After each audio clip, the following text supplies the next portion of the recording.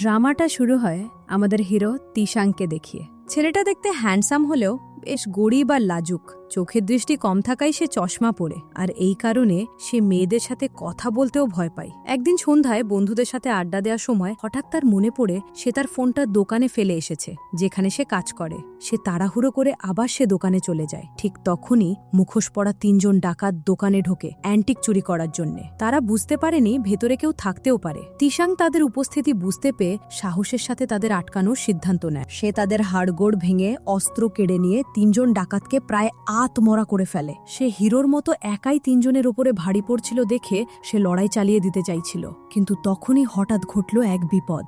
বের হওয়ার সময় তার পা একটা টেবিলে আটকিয়ে গিয়ে সে একদম আছড়িয়ে পড়ে। এই সুযোগটা পেয়ে ডাকাতের দল তাকে পিটাতে শুরু করে। তিশান যখন পালানোর চেষ্টা করছিল, হঠাৎ ভাঙা কাচের টুকরো তার চোখে ঢুকে যায় আর সে সেখানেই অজ্ঞান হয়ে পড়ে। ডাকাতরা ব্যাপারটা পুরোটা না বুঝে তাকে মৃত মনে করে সেখানেই ফেলে চলে যায়। এরপরে আমাদের হিরো তিশানের জ্ঞান ফেরে হাসপাতালে। সে যখন বাথরুম যাওয়ার জন্য রুম থেকে বের হয়, তখন দেখে সবাই তার দিকে অবাক হয়ে তাকিয়ে আছে। সে বুঝতে পারছিল না আসলে ব্যাপারটা কি। বাথরুমে গিয়ে আয়নায় তাকিয়ে সে একদম চমকে ওঠে। দেখে তার চোখে সাদা ব্যান্ডেজ বাঁধা। অবাক করা বিষয় হলো, ব্যান্ডেজ থাকা সত্ত্বেও সে সবকিছু একদম পরিষ্কার দেখতে পাচ্ছিল।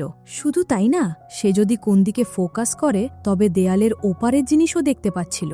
যার চোখের পাওয়ার এত কম ছিল, তার সাথে এমন কি অদ্ভুত ঘটল এটা ভেবে সে একদম অস্থির। রুমে ফিরে এসে ব্যান্ডেজটা খুলে চশমা পরে, কিন্তু এখন চশমা পরার পরে সে স্পষ্ট কিছুই দেখতে পাচ্ছিল না। হঠাৎ তখনই একজন ডাক্তার আসে তাকে পরীক্ষা করতে। তিশান যখন ডাক্তারের দিকে তাকায়, হঠাৎ তার চোখ সোনালি হয়ে ওঠে আর সে ডাক্তারের মাস্কের ভেতর পর্যন্ত দেখে ফেলে। এমনকি ডাক্তারের মুখে একটা বড় তিল পর্যন্ত তার নজরে পড়ে। সে নিশ্চিত হওয়ার জন্য ডাক্তারকে মাস্কটা খুলতে বললে দেখা যায় যে সে যেটা দেখছে সেটা একদম সত্যি। এটা কোনো হ্যালোজিনেশন না। এরপরে একজন পুলিশ অফিসার এসে তদন্ত করার জন্য তিনি তিশানকে একটা অ্যাপেল খেতে দেয়, কিন্তু সে তার নতুন ক্ষমতা দিয়ে দেখে ফেলে যে অ্যাপেলটার ভিতরটা পচা। অফিসার তিশানকে সন্দেহ করতে শুরু করে যে সেও হয়তো ডাকাতদের সাথে জড়িত ছিল, তা না হলে ডাকাতরা কেন তাকে জ্যান্ত ছেড়ে দিল।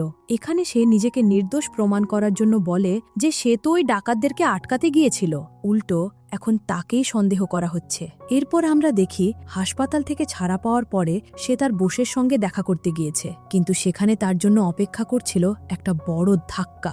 বোস তার গত মাসের বেতনটা হাতে ধরে দিয়ে তাকে চাকরি থেকে বের করে দেয়। সে বাড়ি ফিরে তার বন্ধুর সাথে বসে দুশ্চিন্তা করছিল যে সে কিভাবে এবার তার দিনাগুলো শোধ করবে। তখন বন্ধুরা তাকে একটা মূর্তি দিয়ে দাবি করে যে এটা অনেক পুরনো আমলের আর এর দাম কমপক্ষে $100 হবে। তিশান তার ক্ষমতা ব্যবহার করে মূর্তিটা ছুঁয়েই বুঝে ফেলে যে এটা নকল, কিন্তু বন্ধুরা বিশ্বাস না করে মূর্তিটা একটা অ্যান্টিক্স মার্কেটে নিয়ে যায়। সেখানকার দোকানের মালিকও ঠিক একই কথা বলে, এটার দাম $5 বেশি হতেই পারে না। তখন তিশানের বন্ধু বুঝতে পারে যে তিশান ঠিকই বলছিল। দোকানে থাকাকালীন আমাদের হিরোর চোখ অন্য একটা মূর্তির উপরে পড়ে।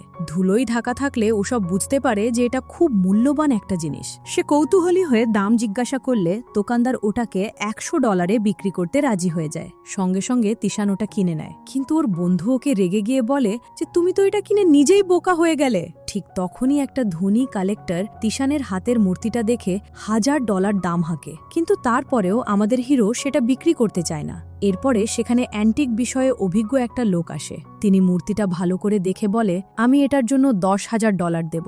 সবাই তো অবাক। এরপরে ওই লোকটা যখন মূর্তিটা পরিষ্কার করে দেখা যায় ওর রংটা বদলিয়ে লাল হয়ে গিয়েছে। আসলে ওটা ছিল খুব দামি একটা গাছের কাঠ। সবাই বেশ তাজ্জব হয়ে ভাবছিল যে তিশান এক নজরে কিভাবে এটা চিনে ফেলল।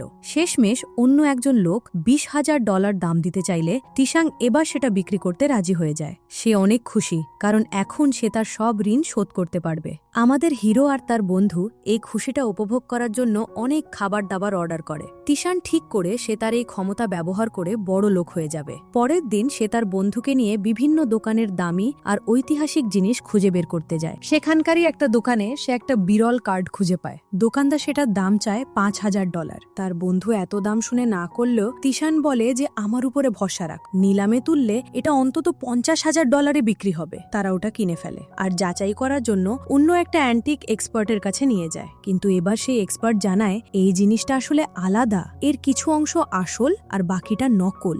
যদি এটা বিক্রি করা হয় তবে $500 আর বেশি পাওয়া যাবে না। এখানে তিশান বড় একটা ধাক্কা খায় আর বুঝতে পারে যে শুধু সুপার পাওয়ারের ভরসায় নির্ভর থাকলে হবে না। অ্যান্টিক জিনিস সে বাড়িতে ফিরে প্রচুর বই কিনে নিয়ে এসে অ্যান্টিক জিনিসের ওপরে পড়াশোনা শুরু করে। কয়েকদিন পর সেই এক্সপার্টটা তিশানকে ফোন করে এমন একটা জায়গার কথা জানায় যেখানে পুরনো দিনের দামি জিনিসপত্র বিক্রি হচ্ছিল।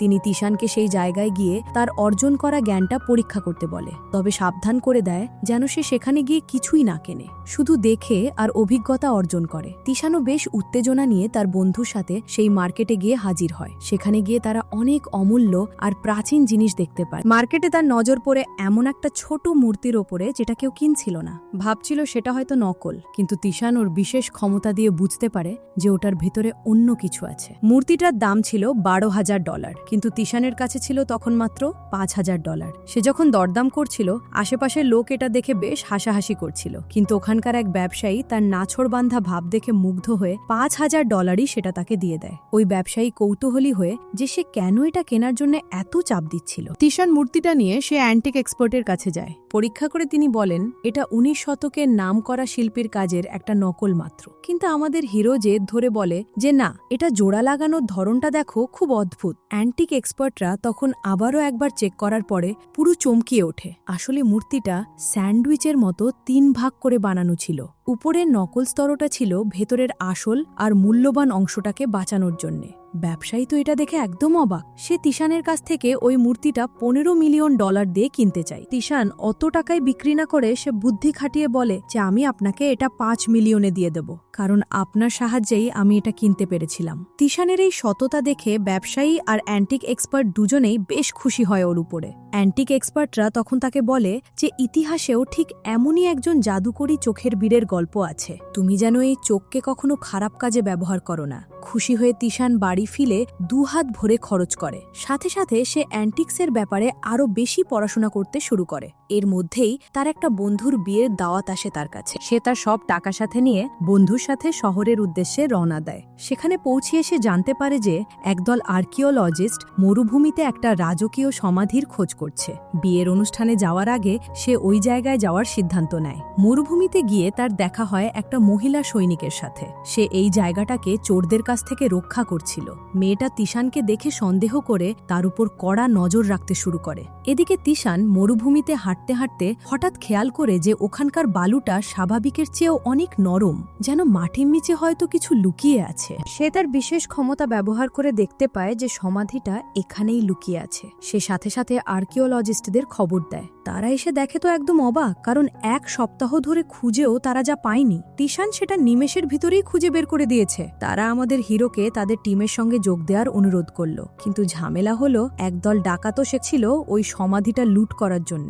সেই দিন সন্ধ্যায় আমাদের হিরো সেই মেয়ে সৈনিকের সঙ্গে ডিনারে যাচ্ছিল। পথে ডাকাতরা তার উপরে আক্রমণ করে, তার চোখ বেঁধে ফেলে, তাকে কিডন্যাপ করার চেষ্টা করে। কিন্তু তিশান তার ক্ষমতা ব্যবহার করে কাপড়ের ভেতর থেকে তাদের মুখ দেখে ফেলে আর একজনের ঘাড়ের একটা ট্যাটু লক্ষ্য করে। ঠিক সময় ওই মেয়েটা চলে আসায় ডাকাতরা ভয় পেয়ে সেখান থেকে পালিয়ে যায়। তবে মেয়েটা অবাক হয় যখন সে জানতে পারে যে আমাদের হিরো ডাকাতদের মুখগুলো দেখে ফেলেছে, যদিও তখন তার চোখ বাঁধা ছিল। সে তিশানকে থানায় নিয়ে যায় আর ছবির অ্যালবামের ভেতর থেকে একজনকে চিহ্নিতও করে। পুলিশ তাদের আস্তানায় হানা দিলেও সেখানে কাউকে খুঁজে পাওয়া যায় না। বদলে তারা পায় প্রচুর পরিমাণে গোলাবারুদ। তারা বুঝতে পারে ডাকাতরা বিয়ের অনুষ্ঠানের সময় বিস্ফোরণ করে সেই সমাধির ভিতরে ঢোকার পরিকল্পনা করছিল, যাতে আওয়াজটা কেউ শুনতে না পায়। ঠিক তখনই ডাকাতরা ওই সমাধির প্রবেশ পথটা উড়িয়ে দেয়। সাথে সাথেই মেয়েটা সেখানে পৌঁছে তিশানকে সাথে নিয়ে সেই সুড়ঙ্গের ভিতরে ঢুকে পড়ে। তিশান কিছুটা ভয় পেলেও মেয়েটা তাকে সান্ত্বনা দেয় যে আমি তোমার সঙ্গেই আছি। ভিতরে ঢুকে তারা দেওয়ালের সব প্রাচীন পেন্টিং দেখে তো একদম পুরো মুগ্ধ হয়ে যায়। অন্য একটা সুড়ঙ্গে ঢোকার সময় ওই সৈনিকটা ভুল করে একটা ভয়ঙ্কর ফাঁদে পা দিয়ে ফেলে। তিশান দ্রুত তার ক্ষমতা ব্যবহার করে তাকে জড়িয়ে ধরে সেখান থেকে বাঁচিয়ে নেয়। ঠিক তখনই চারপাশ থেকে তাদের উপরে হুল কাটার বৃষ্টি হতে শুরু করে, কিন্তু আমাদের হিরো অলৌকিকভাবে সবগুলোকে এড়িয়ে যায়। মেয়েটা তিশানকে তার জীবন বাঁচানোর জন্য ধন্যবাদ জানায়, কিন্তু বিপদটা তখনও কাটেনি। ডাকাতরা তাদের পিছু নিতে শুরু করে। এর মধ্যেই একজন আর্কিওলজিস্ট ভুল করে একটা পাথরে চাপ দিলে মেঝের একটা অংশ খুলে যায়। চোখের পলকেই তিশান আর ওই মেয়েটা সেই পাতা ফাঁদের ভিতরে পড়ে যায়, চারিদিকে শুধু প্রাচীন সব মূর্তি, বের হওয়ার কোনো পথই দেখা যাচ্ছিল না। গর্তের ভিতরে মেয়েটা খুব ভয় পাচ্ছিল। হঠাৎ মূর্তিগুলোর মুখ দিয়ে বালি বের হতে থাকে। তারা বুঝতে পারে দ্রুত এখান থেকে নানা বের হলে জীবন্ত কবর হয়ে যাবে। তিশান তার ক্ষমতা ব্যবহার করে পালানোর একটা রাস্তা খুঁজে বের করে আর মাটি খুঁড়ে একটা সুড়ঙ্গ তৈরি করে। সেখান থেকে একটা নতুন দরজা খুলে যায় আর পুরো টিমটা ভেতরে ঢুকে পড়ে। সেখানে প্রাচীন সব দামি জিনিসের ছড়াছড়ি, কিন্তু হঠাৎ আমাদের হিরো সামনে পড়ে 1000 বছর পুরনো একটা মানুষের কঙ্কাল। তিশান সেখানে একটা ডায়েরি খুঁজে পায় আর জানতে পারে এই 1000 বছর আগে মারা যাওয়া মানুষটা ছিল পৃথিবীর প্রথম গোল্ডেন আইয়ের অধিকারী, যেটা এখন আমাদের হিরোর কাছে রয়েছে। তবে বাকিরা এটা রূপকথার গল্প ভেবে উড়িয়ে দিলেও আমাদের হিরো বুঝতে পারে কাহিনীটা একদম সত্যি। সে ডায়েরিটা টিমের কাছে রাখার সিদ্ধান্ত নেয়। ঠিক তখনই সে তার ক্ষমতা ব্যবহার করে বুঝতে পারে যে ডাকাতরা একটা বিস্ফোরণ ঘটাতে চলেছে। সে সবাইকে সতর্ক করার আগেই বিকট একটা শব্দে বিস্ফোরণ হয় আর সব চারদিকে ছড়িয়ে পড়ে। এই সুযোগে ডাকাত তাদের পছন্দমতো জিনিসপত্র সেখান থেকে গুছিয়ে নিয়ে পালিয়ে যায়। সৈনিক মেয়েটা জ্ঞান ফিরে পাওয়ার সাথে সাথেই তিশাং ঠিক আছে কিনা এটা নিশ্চিত করে ডাকাতদের পিছু ধাওয়া করে। সে একজনকে ধরেও ফেলে, কিন্তু ডাকাতরা বলে যে সে বিয়েতে মেহমানে এসেছে। কিন্তু তখনই তার ঘাড়ের ট্যাটু দেখে মেয়েটা তাকে চিনে ফেলে। তখনই ডাকাতটা বাঁচার জন্য একটা মহিলাকে বন্দি করে মেরে ফেলার হুমকি দেয়। তিশান সেখানে পৌঁছিয়ে তার বিশেষ দৃষ্টি দিয়ে দেখতে পায় যে ডাকাতের বন্ধুকে আসলে কোনো গুলি নেই, সেটা একদম খালি। সে ডাকাতকে বলে, হিজড়েদের মতো মেয়েকে কি আটকে রেখেছিস? সাহস থাকলে আমাকে আটকিয়ে দেখা। তিশান একদম নির্ভয়ে বন্দুকের সামনে গিয়ে বলে যে সাহস থাকলে আবার গুলি করে দেখা। ডাকাত তার ট্রিগার টিপলেও দেখা গেল গুলি বের হচ্ছে না। ডাকাত দলের লিডার যখন দেখল যে তাদের মিশনটা ফেল হতে যাচ্ছে, তখন সে তার নিজের লোককে মেরে ফেলার সিদ্ধান্ত নেয়। যাতে কোনো রকম তথ্য ফাঁস না হয়, সে ওই ডাকাতটার ব্যাগে রাখা একটা বোমা নিজের কাছে থাকা রিমোট দিয়ে বিস্ফোরণ করিয়ে দেয়। তিশাং আগেভাগেই বিস্ফোরণের সংকেত পেয়ে মেয়েটাকে জড়িয়ে ধরে সেখান থেকে দূরে সরিয়ে দেয়। মেয়েটা তো এখানে আমাদের হিরোর সাহস দেখে একেবারে ফিদা। পরে তারা গিয়ে দেখে যে ডাকাতটা মারা গিয়েছে।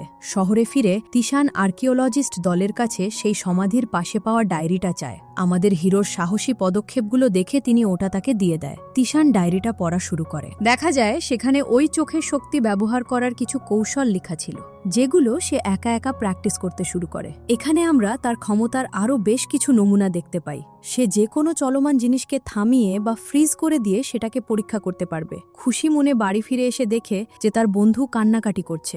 বন্ধু জানালো সে বাজারে একটা দামি জিনিস ভেঙে ফেলেছে, যার কারণে তার সব টাকা এখন লোকসান হয়ে গিয়েছে। তিশান তাকে শান্ত করে বলল, টাকা তো আসবে আর যাবে, আমরা আরও টাকা কামাবো, তুই চিন্তা করিস না। এরপরে সে তার ক্ষমতা দিয়ে সেই ভেঙে যাওয়া ফুলদানিটা পরীক্ষা করে দেখে যে ওটা আসলে নকল ছিল।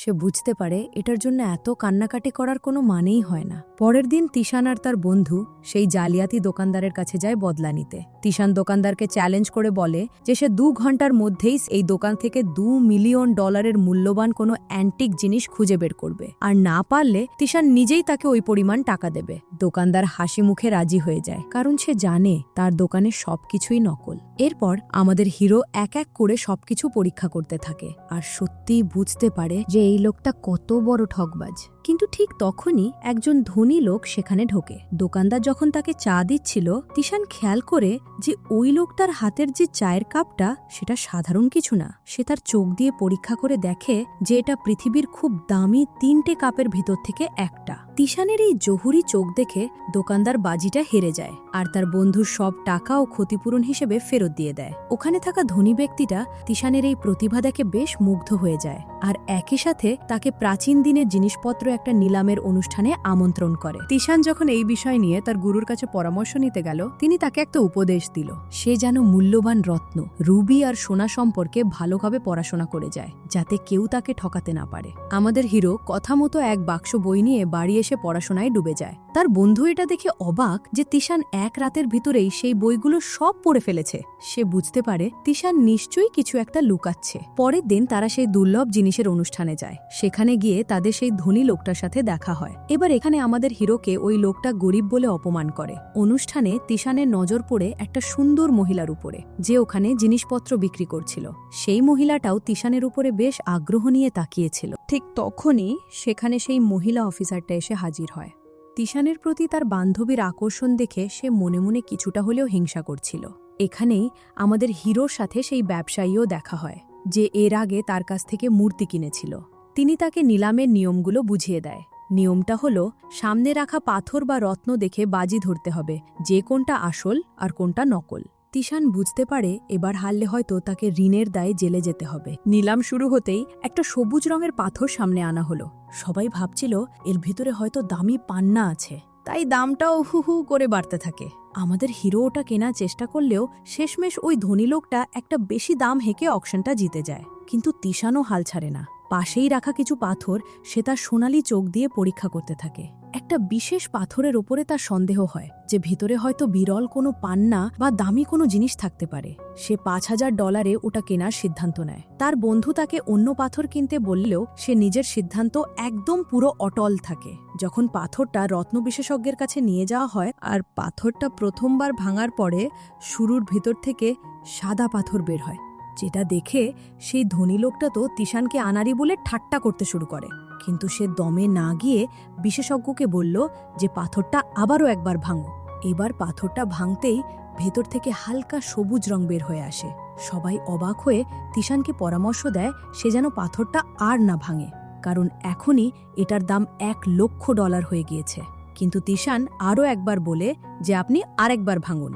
উপস্থিত সবাই তখন চরম উত্তেজনায় কাঁপছে। তৃতীয়বার ভাঙার পরে দেখা যায় ভিতরে এক বিরল মূল্যবান পান্না রয়েছে। মুহূর্তেই সেই পাথরটার দাম উঠতে উঠতে $18 মিলিয়ন গিয়ে ঠেকল। মাত্র ৫,০০০-এর কেনা পাথর থেকে 18 মিলিয়ন লাভ করার পরে আমাদের হিরো তো মহা খুশি। এদিকে সেই ধনী লোকটা এটা দেখে তো একদম রাগে আগুন। সে ভাবল তিশান পারলে সে কেন পারবে না। সেও তার কেনা পাথরটা ভাঙার নির্দেশ দেয়। প্রথমবার ভাঙার পরে যখন সবুজ ভাব দেখা যায়, লোকজন এটাকে 10 মিলিয়নে কেনার দাবি করে। কিন্তু সে লোভে পড়ে আরও বেশি পাওয়ার আশায় আবার ভাঙতে বলে। দ্বিতীয়বার ভাঙার পরে লোকেরা 30 মিলিয়ন দেওয়ার অফার করে, কিন্তু সে এতেও রাজি হয় না। তখনই তিশান তাকে চ্যালেঞ্জ করে বলে যে সাহস থাকলে আমার মতো 3 বার ভেঙে দেখাও। সবাই যখন টেনশনে ঘামছে, তিশান তখন তার বিশেষ ক্ষমতা দিয়ে চেক করে দেখে যে ওই পাথরের ভেতরে আর কিছুই বাকি নেই। তৃতীয়বার ভাঙার পরে দেখা যায় যে ভেতরে মূল্যহীন একটা সাদা পাথর। এক মুহূর্তের ভেতরেই সেই অহংকারী ধনী লোকটার সব টাকা একদম জলে গেল। সেই অপমানার রাগে পড়ে সেই ধনী লোকটা সেখান থেকে চলে যায়। এরপরে তিশান আর তার বন্ধু ওই ব্যবসায়ী লোকটার সঙ্গে নিজের জয় সেলিব্রেশন করছিল। আমাদের হিরোর প্রতিভা দেখে সেই ব্যবসায়ী লোকটা তাকে উপহার হিসেবে একটা চমৎকার বাড়ি দেয়। পরের দিন তারা সেই নতুন বাড়িতে গিয়ে ওঠে। বন্ধুটা নতুন বাড়ি পেয়ে আনন্দে একদম আত্মহারা। কিন্তু আমাদের হিরো এখানেই থেমে গেল না। সে জানে সামনে আরও বড় পরীক্ষা আসতে পারে, তাই সে আবারও তার বই আর পড়াশোনায় ডুবে যায়, যাতে নিজের ক্ষমতা সে আরও বেশি বাড়াতে পারে। সে ওই সমাধি থেকে পাওয়া ডায়েরিটা পড়ে জানতে পারল যে 10,000 বছর আগে যার কাছে এই সোনালি চোখ ছিল সে অনেক সম্পত্তির মালিক হলেও টাকা পয়সার নেশায় সে পাগল হয়ে গিয়েছিল। সেই সুপার ন্যাচারাল ক্ষমতার ভার সামলাতে না পেরে সে আস্তে আস্তে ধ্বংস হয়ে যায়। এটা জানার পরে আমাদের হিরো তো বেশ ভয় পেয়ে যায়। পরের দিন সে ওই ব্যবসায়ীর সাথে একটা সোনার দোকানে যায়। সেখানে আমাদের হিরো তার ক্ষমতা দিয়ে 10,000 বছর পুরনো একটা অদ্ভুত নেকলেস খুঁজে পায়। ব্যবসায়ী তো সেটাকে নিজের গুড লাক মনে করে সঙ্গে সঙ্গেই কিনে নেয়। কিন্তু সেই রাতেই ব্যবসায়ীর বাড়িতে অলৌকিক কাণ্ড শুরু করে। হঠাৎ আলো নিভে যায় আর পর্দার আড়াল থেকে একটা রহস্যময় ছায়া দেখে তিনি তো একদম চিৎকার করে ওঠে। তিশান সেখানে পৌঁছে তাকে শান্ত করে। লোকটা জানায় নেকলেসটা হয়তো অভিশাপ্ত, যে এটা রাখবে তার হয়তো বিপদ হতে পারে। তারা ঠিক করে নেকলেসটা যার কাছ থেকে কিনেছিল তার কাছে গিয়ে ফিরিয়ে দিয়ে আসবে। কিন্তু দোকানদার লোকটা জানায় যে সে এখন এটার পুরো টাকা দিতে পারবে না, মাত্র অর্ধেক টাকা দেবে। এখানে তিশানের সন্দেহ হয় যে কেউ ইচ্ছা করে বিদ্যুৎ নিভিয়ে দিয়ে ব্যবসায়ীকে ভয় দেখিয়েছে। পরে একজন লোক সেখানে এসে ফাঁস করে দেয় যে ওই দোকানদার এমনভাবেই 50 জনের বেশি মানুষকে ঠকিয়েছে। সে ভুতুরে কাণ্ড দেখিয়ে মানুষকে ভয় দেখায়, যাতে করে লোকেরা ইচ্ছা করেই তার জিনিস কেনার পরে সস্তায় তার কাছে ফিরিয়ে দিয়ে যায়। রেগে মেগে ব্যবসায়ী ওই জালিয়াতি করা দোকানদারের বিরুদ্ধে মামলা করার হুমকি দিয়ে দেয়। সেই রাতে বাড়ি ফেরার পথে তিশান বুঝতে পারে যে কেউ তার পিছু করছে। হঠাৎ একটা মুখোশ পরা লোক তার উপরে হামলা করে। তিশান নিজের ক্ষমতা ব্যবহার করে বুঝতে পারল যে সেই লোকটা আসলে ওই নিলামের একজন গার্ড। সে আরও জানতে পারে যাকে সে নিলামে হারিয়েছিল সেই ধনী লোকটাই আসলে তাকে মারার জন্য ওকে পাঠিয়েছে। তবে এই গার্ডটা তাকে মারতে চায় না। সে তাকে সতর্ক করে বলে দেয় যে কয়েকদিন সাবধান থাকিস আর মার্কেটে যেন একদমই বেরোবি না, না হলে তোর জীবন হারাবি। পরের দিন তিশান না গিয়ে তিশানের বন্ধু সেই ব্যবসায়ীর সঙ্গে দেখা করতে যায়। তিশান না থাকলেও তারা দুজন মিলে একটা দামি পাথর কেনে, আর পান্না পাওয়ার আশায় সেটাকে দুবার ভেঙেও কোনো রং পায় না। নিরুপায় হয়ে তারা তিশানকে ফোন করে সাহায্যের জন্য ডাকে। সে নিজের চেহারা লুকিয়ে সেখানে পৌঁছয়, আর তার বিশেষ দৃষ্টি দিয়ে বুঝতে পারে যে এই পাথরটার রং তাপ না দিলে বের হবে না। সে তাদেরকে শেখায় কিভাবে তাপ দিয়ে পাথরটা ভাঙতে হবে। তার কথা মতো ওই তাপে পাথরটা গরম করতেই ভেতর থেকে সবুজ রং বেরিয়ে আসে। ওর বন্ধু আর ওই ব্যবসায়ীটা তো মহা খুশি। যাক, বাবা অন্তত টাকাটা তো জলে যায়নি। এরপর তারা তিনজন মিলে অন্য একটা মার্কেটে যায়। তিশান সেখানে ঘুরতে ঘুরতে একটা বিরল পাথর খুঁজে পায়, যেটা দেখে সে তার ব্যাপারে কিছু খুঁটিনাটি নোট লিখে রাখে। কিন্তু সিসিটিভি ক্যামেরায় সেই শয়তান ধনী লোকটা তিশানকে দেখে ফেলে আর সন্দেহ করে যে এ হয়তো কোনো সাধারণ মানুষ না। সে তার গার্ডকে পাঠিয়ে দেয় তিশানের সেই হাতের নোটবুকটা ছিনিয়ে আনতে। সে যখন হোটেলে ফিরছিল, গার্ডটা তাকে ঘিরে ধরে।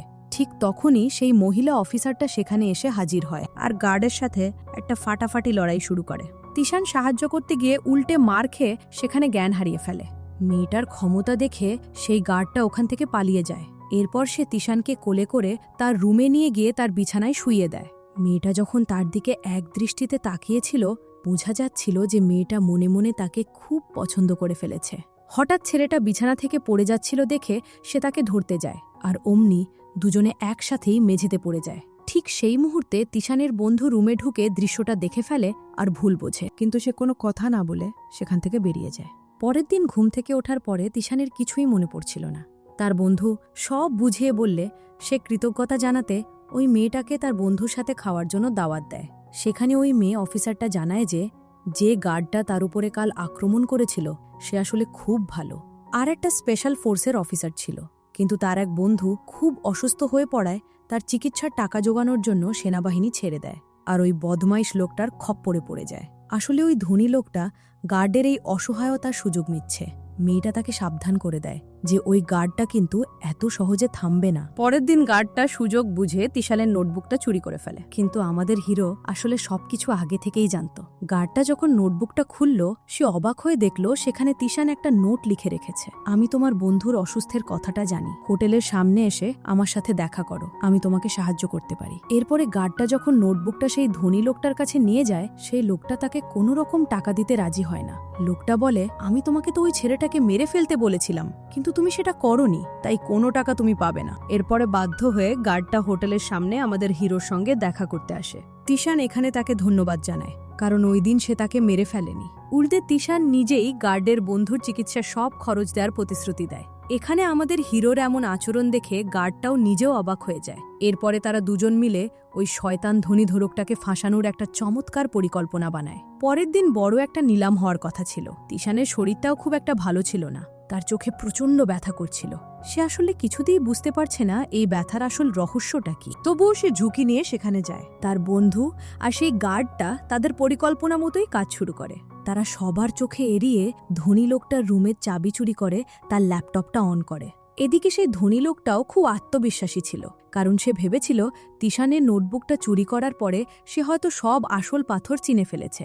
কিন্তু আসল ব্যাপারটা হলো তিশানের বন্ধু নোটবুকের পাথরগুলোর নামগুলো সব অদল বদল করে রেখেছিল।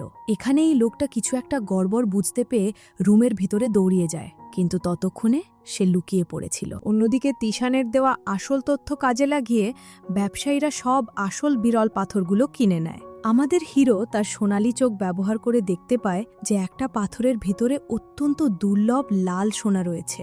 সবার সামনে পাথরটা ভাঙতেই সেই লাল সোনাটা বেরিয়ে আসে। কয়েক বছর ধরে মানুষ যা খুঁজছিল তা দেখে সবাই তো একদম পুরো তাজ্জব। এই সোনা দিয়ে গয়না বানালে তার দাম হবে একদম আকাশচুম্বী। বড় বড় ব্যবসায়ীরা এটার দাম হাঁকাতে শুরু করে। ধনী লোকটা $70 মিলিয়ন দিতে চাইলেও তিশানের দলটাকে মানা করে দিয়ে একটা নামকরা জুয়েলারি মালকিনের কাছে $80 মিলিয়ন সেটা বিক্রি করে। ঠিক তখনই সেই মহিলা পুলিশ অফিসারটা এসে জালিয়াতির অভিযোগে বদমাইশ ধনী লোকটাকে গ্রেফতার করে। তিশান আগেই পুলিশকে সব রকম তথ্য দিয়ে রেখেছিল তাকে গ্রেফতার করার জন্যে। সবাই মিলে এই বড় সাফল্যটা বেশ আনন্দের সাথে উপভোগ করে। একই সাথে গার্ডটাও তার বন্ধুর চিকিৎসার জন্য তিশানকে ধন্যবাদ জানায়। আগের সেই ধনী ব্যবসায়ীরা এখানে আমাদের হিরোর নামে বড় একটা শোরুম খুলে দেয়, আর তার নাম এখন চারিদিকে বেশ ভাইরাল। এখানে তিশান সেই গার্ডটাকে তার পার্সোনাল বডিগার্ড হিসেবে নিয়োগ করে। এর মধ্যে সেই জুয়েলারি শপের মালকিন তিশানকে দেখা করতে ডাকে। তারা সবাই মিলে নিজের গাড়িতে করে এক জায়গায় ঘুরতে বের হয়। স্পষ্ট বোঝা যাচ্ছিল সেই মেয়েটা আমাদের হিরোর প্রেমে পড়ে গিয়েছে। কিন্তু মাঝপথেই তারা এক ভয়াবহ বিপদে পড়ে। হঠাৎ দেখা যায় গাড়ির ব্রেকটা কাজ করছে না। উল্টো সাইড থেকে একটা বিশাল ট্রাক খুব দ্রুত গতিতে তাদের দিকে এগিয়ে আসছিল। তিশান গাড়িটা সরানোর চেষ্টা করলেও শেষমেশ তাদের ভয়াবহ একটা অ্যাক্সিডেন্ট হয়ে যায়। তারা যখন জ্ঞান ফিরে পায় তখন দ্রুত অ্যাম্বুলেন্স ডাকে।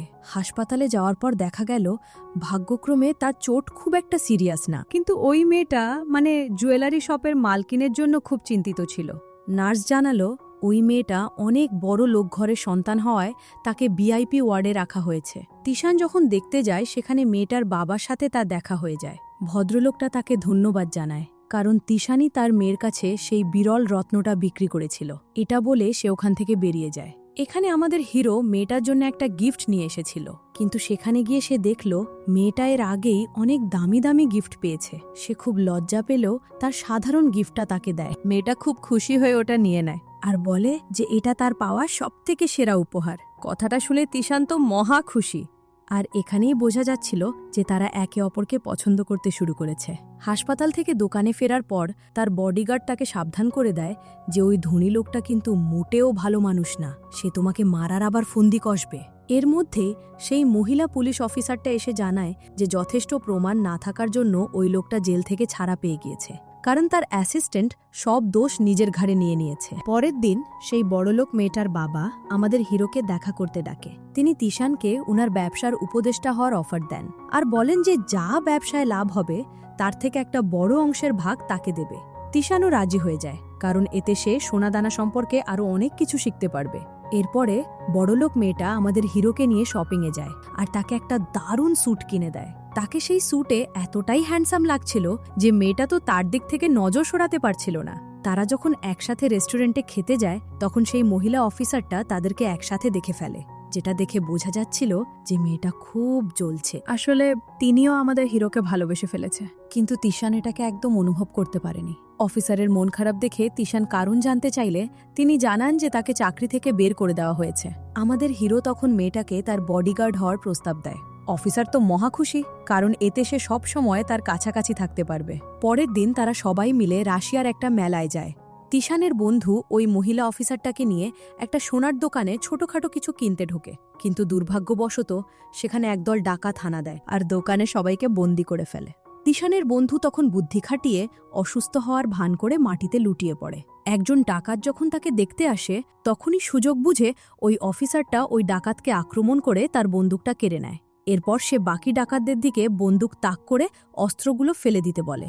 এভাবেই সে স্টোরটাকে বাঁচিয়ে নেয়। সোনার দোকানের মালিক ওই মহিলা অফিসারকে পুরস্কার দিতে চাইলেও তারা সেটা না নিয়ে সেখান থেকে বেরিয়ে আসে। কিন্তু বিপদ যেন এদের পিছনে ছাড়ছিল। শহরের রাস্তা দিয়ে হাঁটার সময় তারা খেয়াল করে ডাকাতের দলের বাকি সদস্যরা তাদের মারার জন্য পিছু নিচ্ছে। অফিসার বুদ্ধি খাটিয়ে পকেটে হাত দিয়ে এমন ভান করে যেন তার পকেটে বন্দুক আছে আর তাদেরকে হুমকি দিতে শুরু করে। এরপর সে আর তার বন্ধু সেখান থেকে দৌড়িয়ে পালিয়ে যায়, কিন্তু কিছুটা দূরে দৌড়িয়ে যাওয়ার পরে তাদের হাঁপ লেগে যায়, যার ফলে ডাকাতরা তাদেরকে আবার ঘিরে ফেলে। ঠিক সেই মুহূর্তেই ওখানে সেই জুয়েলারি শপের মালকিন তার গাড়ি নিয়ে সেখানে এসে হাজির হয়। মেয়েটার অ্যাসিস্ট্যান্ট ডাকাতদেরকে টাকা অফার করে বলে যে এরা আমাদের মেহমান, তাই আগের যা ঝামেলা আছে তোমরা সেটা ভুলে যাও। এই ব্যাপারটা দেখে অফিসার তো বেশ রেগে যায়, কারণ সে সবসময় আইনে বিশ্বাস করে। সে তিশানের বন্ধুকে নিয়ে সেখান থেকে চলে আসে। হোটেলে ফিরে মেয়েটা তিশানকে সবটা খুলে বলে আর সাবধান করে যে ওই বড়লোকের মেয়েটা হয়তো ভালো না, সে হয়তো ডাকাতদের সাথে মিলে তোমাকে ব্যবহার করছে। কিন্তু তিশান উল্টো হাসাহাসি করে বলে যে তুমি আসলে হিংসা করছো, কারণ ও দেখতে সুন্দর আর অনেক বড় লোক। এই কথা শুনে মেয়েটা মন খারাপ করে নিজের রুমে চলে যায়। পরের দিন তারা একটা মাস্ক পরা নাচের অনুষ্ঠানে যায়। অফিসার মেয়েটা জীবনে প্রথমবার এমন কোনো সুন্দর ড্রেস পরে পার্টিতে গিয়েছে। হাই হিল পরে হাঁটতে তার খুব কষ্ট হচ্ছিল দেখে সে জুতো জোড়া সেখানেই খুলে ফেলে দেয়। আমাদের হিরো যখন তাকে এই সাজে দেখে সে তো এক নজরেই দেখে পুরো ফিদা। সে নাচের প্রস্তাব দিলে মেয়েটা প্রথমে লজ্জা পাচ্ছিল, কিন্তু পরে দুজন মিলে একসাথে খুব সুন্দর একটা নাচ শুরু করে। তিশানের বন্ধু তাদের নাচের এই ভিডিও করতে দেখে তারা তো লজ্জা পেয়ে নাচটা সেখানেই সময় থামিয়ে দেয়। এরপরে তারা সেখান থেকে একটা ক্যাসিনোতে যায়। তিশান তার বিশেষ ক্ষমতা দিয়ে ধরে ফেলে যে সেখানকার একজন লোক কার্ড খেলায় চিটিং করছে। সবার সামনে তার জালিয়াতি ধরিয়ে দিলে লোকটা খুব অপমানিত হয়ে তার সাথে ঝগড়া শুরু করে দেয়। পরের দিন সকালে হোটেলে এক ভয়ঙ্কর কাণ্ড ঘটে। দেখা যায় যে লোকটা কাল রাতে তিশানের সাথে ক্যাসিনোতে ঝামেলা করেছিল সে খুন হয়ে গিয়েছে। আর আশ্চর্য বিষয় হলো যে ছুরিটা দিয়ে তাকে খুন করা হয়েছে সেটা পাওয়া গিয়েছে আমাদের হিরোর রুমে। সবাই তাকে খুনি ভেবে আটকে ফেলে। তিশান তখন তার বিশেষ ক্ষমতা ব্যবহার করে ওই ছুরিটা পরীক্ষা করে বলে যে লোকটা খুন করেছে ওই ছুরিটা দিয়ে সেই লোকটার হাত কেটে গিয়েছিল। কিন্তু আমাদের হিরোর কথা কেউ এখানে বিশ্বাস করে না। হোটেলের ম্যানেজার পুলিশ না আসা পর্যন্ত তিশানকে আটকিয়ে রাখে। যাওয়ার সময় সে হঠাৎ খেয়াল করে যে ম্যানেজারের হাতে একটা মোটা গ্লাভস পরা রয়েছে। তার সন্দেহ হয় ম্যানেজারই হয়তো খুন করেছে, তাই সে দাগটা লুকানোর জন্য এত মোটা গ্লাভস পরে রয়েছে। এদিকে মহিলা অফিসারটা ভাবছিল কিভাবে সে প্রমাণ জোগাড় করবে আমাদের হিরোকে নির্দোষ প্রমাণ করার জন্য। তখনই সেখানে সেই বড়লোক মেয়েটা এসে তাকে সাহায্য করতে চায়, কিন্তু এখানে অফিসার মেয়েটা তার উপর সন্দেহ করে। সে ভাবছিল এর পিছনে হয়তো এই মেয়েটাও থাকতে পারে। এখানে তিশানের বন্ধু ওই বড়লোক মেয়েটার সাথে কাজ করতে রাজি হয়ে যায়। তারা দুজন মিলে একটা প্ল্যান তৈরি করে, যেভাবেই হোক তিশানকে ওই খুনের দায় থেকে বাঁচাতেই হবে। তারা হোটেলের কর্মচারীর ছদ্মবেশ নিয়ে সিকিউরিটি রুমে ঢুকে পড়ে। সেখানে গার্ডদেরকে বেঁধে রেখে তারা সিসিটিভি ফুটেজগুলো চেক করতে যায়। দেখা যায় হোটেলের ম্যানেজার তিশানের রুমে ঢুকেছিল। এখানে ওদের সন্দেহ একদম সত্যি ছিল।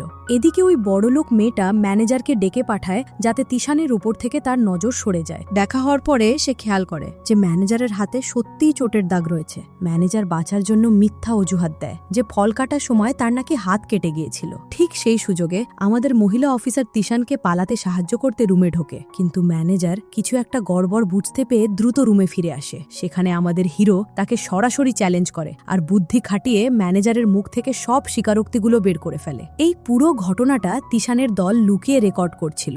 ম্যানেজার যখন তিশানকে আক্রমণ করতে যায় ঠিক সময় মহিলা অফিসারটা সেখানে এসে পাল্টা আক্রমণ করে। পুলিশ এসে সব প্রমাণ দেখার পরে ম্যানেজারকে গ্রেফতার করে।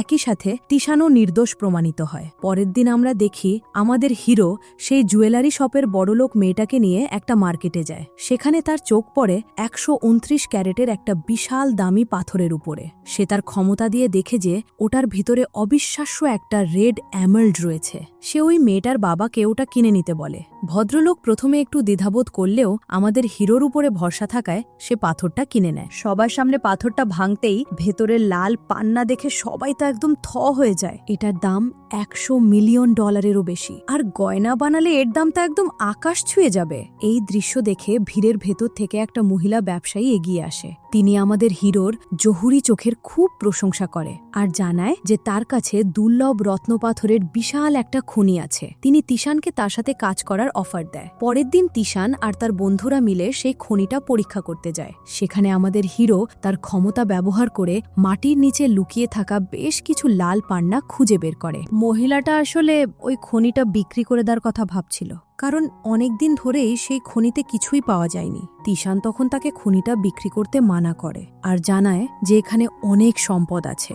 একই সাথে সে ওই মহিলাকে সেই পাথরগুলো বের করার একটা প্ল্যানও বুঝিয়ে দেয়। মহিলাটা বুঝতে পারে যে কেউ তাকে ঠকিয়ে সস্তায় জমিটা হাতিয়ে নিতে চাইছে। তিনি তিশানের কথা মতোই কাজ করার সিদ্ধান্ত নেয় আর কথা দেয় যে যা লাভ হবে তার 50% সে আমাদের হিরোকে দেবে। কিছুদিনের মধ্যেই ওই খনির মালিক মহিলা ব্যবসায়ীর উন্নতি দেখে একজন প্রতিপক্ষ ব্যবসায়ী তার মেয়েকে কিডন্যাপ করে নেয়। সে হুমকি দেয় জমির মালিকানা যদি তার নামে না করে দেওয়া হয় তবে সে তার মেয়েকে খুন করে দেবে। মেয়েটার মা ভয়ে রাজি হয়ে গেলেও আমাদের হিরো তাকে সাহস যোগায়। সে বলে আপনি জমি বিক্রি করার নাটক করে লোকটার সাথে দেখা করতে যান আর বাকিটা আমাদের উপরে ছেড়ে দিন, আমি আপনার মেয়েকে উদ্ধার করে আনবই। পরের দিন পরিকল্পনা মতোই তিশানের সেই মহিলা অফিসারটা কিডন্যাপারদের একটা নাইট ক্লাবে গিয়ে হানা দেয়। আমাদের হিরো সেখানে তাসের টেবিলে বসে তার বিশেষ ক্ষমতা দিয়ে সবাইকে হারাতে শুরু করে। এতে ওই জায়গাটায় পুরো ভিড় জমে যায় আর এই সুযোগেই অফিসারটা হোটেলের কর্মচারীর ছদ্মবেশে ভিতরে ঢুকে পড়ে। সে পাহারাদারদেরকে মেরে মেয়েটাকে উদ্ধার করে আর তার পরে থাকা জামা কাপড়গুলো বদলিয়ে দিয়ে ভিড়ের মাঝখানেই মিলিয়ে যায়। এদিকে ক্লাবের ম্যানেজার বুঝতে পারে যে জমির মালিক মহিলাটা কোন একটা চাল চালছে। সে ক্লাবের সব দরজা বন্ধ করে দেওয়ার হুমকি দেয়। তখনই মহিলা ব্যবসায়ীর অ্যাসিস্ট্যান্ট পুরো জায়গাটা বোম দিয়ে উড়িয়ে দেওয়ার হুমকি দিলে সবাই একটু পিছিয়ে যায়। এরপর শুরু হয় তুমুল লড়াই। মহিলা অফিসারটা একাই একদল গুন্ডাদের সাথে মারপিট করে তাদেরকে একদম পুরো নাজেহাল করে দেয়। তিশান মেয়েটাকে নিয়ে অন্য একটা গাড়িতে করে পালাচ্ছিল। তখনই গুন্ডাদের একটা দল তার পিছু ধাওয়া করে। এক পর্যায়ে আমাদের হিরোর পায়ে গুলি লেগে যায়। সে নিজের কথা চিন্তা না করে মেয়েটাকে বলে যে তুমি তোমার মায়ের কাছে চলে যাও, আমি এদেরকে আটকিয়ে রাখছি। মেয়েটা বাধ্য হয়ে সেখান থেকে পালিয়ে গিয়ে তিশানের বিপদের কথাটা তার মাকে জানায়। এদিকে মহিলা অফিসারটা যখন তাকে খুঁজে পায় দেখে সে মোটেও সুস্থ নেই। তার চোখে প্রচণ্ড ব্যথা হচ্ছিল, এমনকি সে যন্ত্রণায় সেখানেই অজ্ঞান হয়ে যায়। অফিসারটা তাকে একটা নিরাপদ জায়গায় নিয়ে গিয়ে দিন রাত এক করে তাকে সুস্থ করে তোলে। এই সময়টাতে তিশানের প্রতি তার ভালোবাসাটা আরও বেশি বেড়ে যায়। হঠাৎ সে বাইরে দুজন গুন্ডাকে কথা বলতে শুনে বুঝতে পারে যে তারা মহা বিপদে আছে। সে দ্রুত তিশানকে জাগিয়ে তুলে সেখান থেকে পালানোর চেষ্টা করে। পথে তিনজন গ্রামবাসী তাদেরকে আটকাতে চাইলে অফিসার একাই তাদেরকে মেরে দেয়। সবশেষে সে তিশানকে নিয়ে জঙ্গলের ভিতরে পালিয়ে যায়, কিন্তু তার চোখের ব্যথাটা যেন বেড়েই চলেছে। যন্ত্রণায় সে একদম অস্থির। তাকে বাঁচাতে মেয়েটা বনের গাছের আড়ালে তাকে লুকিয়ে রাখে আর কড়া করে নির্দেশ দেয় যে যে কোনো মূল্যে যেন সেখান থেকে না বের হয়। এরপরে সেই অফিসার গুন্ডাদের জন্য একটা ভয়ঙ্কর ফাঁদ পাতে। সে একাই হামলা চালিয়ে গুন্ডাদের হাড়গোড় ভেঙে গুড়িয়ে দেয়। মেয়েটার এমন দানবীয় শক্তি দেখে তারা তো বেশ ঘাবড়িয়ে যায়, কিন্তু সংখ্যায় বেশি হওয়ায় তারা বারবার আক্রমণ করতে থাকে। এক পর্যায়ে গ্যাং লিডার তার মাথায় বন্দুক ঠেকিয়ে তিশানের অবস্থানটা জানতে চায়। অফিসার মুখ খুলতে রাজি না হওয়ায় সে তার মাথায় এমন এক জোরে আঘাত করে যে সে মাটিতে লুটিয়ে পড়ে।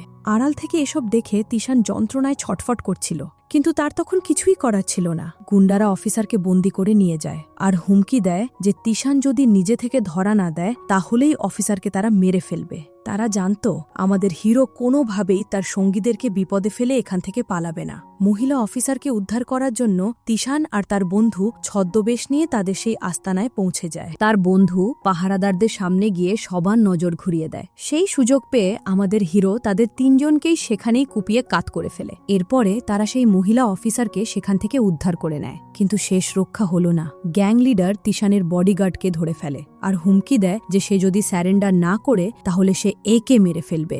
বন্ধুদের বাঁচাতে সে বাধ্য হয়ে নিজেকে সঁপে দেয়। সে বলে তার বন্ধুদের যদি ছেড়ে দেওয়া হয় তাহলে সে যা চায় সেইভাবেই সে কাজ করবে। কিন্তু গ্যাং লিডার তো শয়তানের নানা।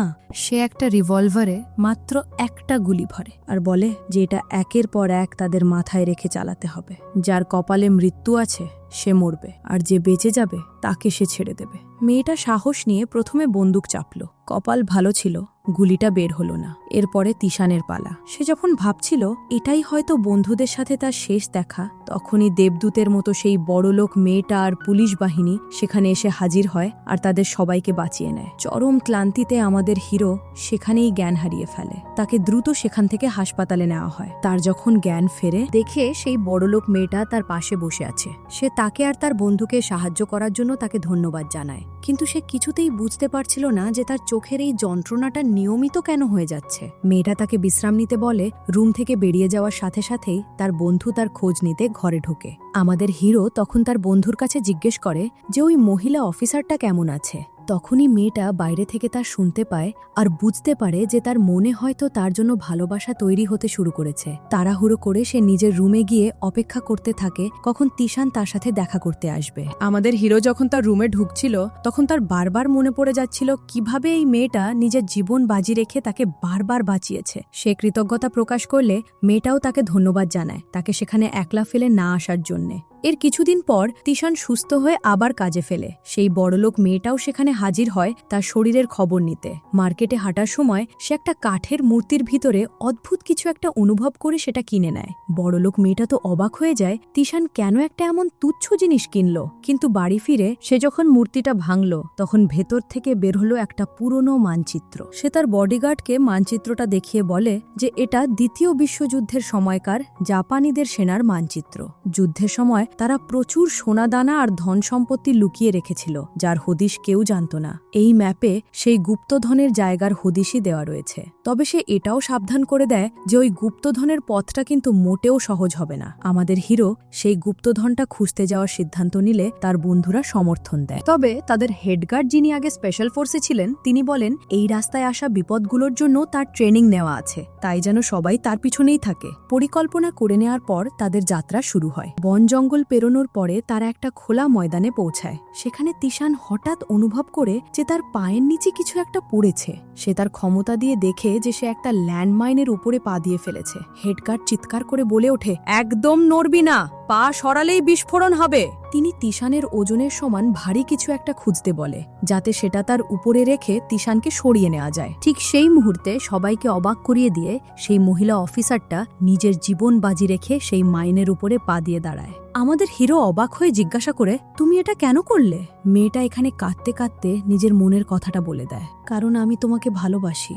এখন তুমি প্লিজ এখান থেকে পালাও, না হলে মাইন ফাটলেও তুমি মারা যাবে। তিশান যেতে রাজি না হলেও হেডগার্ডটা তাকে সেখান থেকে জোর করে সরিয়ে দেয় আর বলে যে আমি একে বাঁচানোর সব চেষ্টা করব, তুমি এখান থেকে যাও। বন্ধুরা তাকে টেনে দূরে সরিয়ে নিয়ে যায়, আর অফিসার মেয়েটা এখানে নিজের মৃত্যু অনিবার্য ভেবে সেখানেই কাঁদতে থাকে। এভাবেই আমাদের সিজন 1 এখানেই শেষ হয়ে যায়। এরা এখান থেকে বেঁচে ফিরবে নাকি গুপ্তধনের নেশা তিশানের জীবন তছনছ করে দিবে, এটা দেখার জন্য আমাদেরকে দ্বিতীয় সিজনের অপেক্ষা করতে হবে। দ্বিতীয় সিজন আসার সাথে সাথেই আমি ভিডিওটা রেডি করে আপলোড করে দিব। চোখ রাখতে হলে আমাদের চ্যানেলটিকে সাবস্ক্রাইব করে নিন। ভিডিওটা কেমন লেগেছে কমেন্ট করে নিশ্চয়ই জানাবেন।